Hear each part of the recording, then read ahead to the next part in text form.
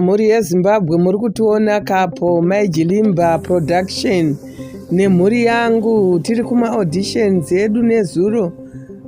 Aiwa, zvakafamba zvakanaka, tikasvika pakuzofara tapedza maauditions tichiona kuti inga muZimbabwe makazara matalents nhai. Vanhu vakafara vakati Maijilimba inga vana vari kugona, onai vana vedu kani veZimbabwe. Kufara kwega vana vakafara vakabva vanzwa kubatana neni zvakasimba, kuona pese vainditya vese, kuna kuti vese vari kungondida nhai. Vati hatinomboziva kuti munosvikika Maijilimba, hatinomboziva kuti munosvikika nelegendi redu andimemo vakatsigira mutambo uyu zvakanyanya, kuona kuinkareja vana, kuvainkareja, kuona kuti vana shuwa vakaona kuti chinhu chatiri kuita ichi chimuti chatiri kusiyirwa nananti vedu. My God, aiwa, it was wonderful. Maauditions akafamba ende takafara, takatsigirwa nevamwe vakuru chaivo vatava tisingambofungidzira. Kunyatsoona kuti aiwaka yuwi, zviri kunakidza kai zvinhu izvi, zviri kunakidza. Zvino nhasi, muzuva ranhasi tichange tiri kudhamafosi. Muri kuona flyer iro ratinaro iro, ndo kwatichange tiri kuphase 4, phase 3 is it? Yes, Eastview ndo kwatinenge tiri nhasi. Aiwa, takutopadhuze nekusvika pavhenyu.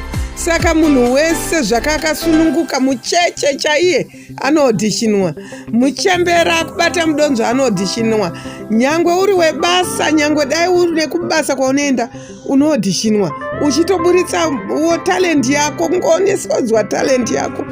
Unoguma wasamwe nenzira yezvatiri kuda kuti tidini, tiidentify muvanhu, uye tiri kuda kuti tiende kumberi nescript ratinaro iro riri kufanirwa kuti ribude kunze kwenyika mhani. Genesis ndo zvairi kutiita kani kutibatsira kudai. So unozodaiko Genesis High School yakamira nesu kuti Maijilimba munetiitira zvinhu zvinonakidza zvega kubva kare, tichingokuona asi musina anombokusapotai. We want to support you as a high school. Tiri kufara wena, vanhu vari kufara.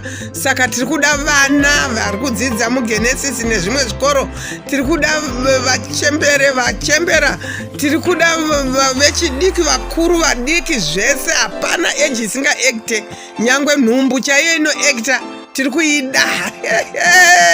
Jilimba. Even ma-MC ndiri kutotraina nema-MC vanongo kuti vaite ma-MC kani. Hai, ndiri kunzwa kutenda Mwari. Ndiri kunzwa kutenda Mwari kuti vamwe vanoita kuti taimbokuone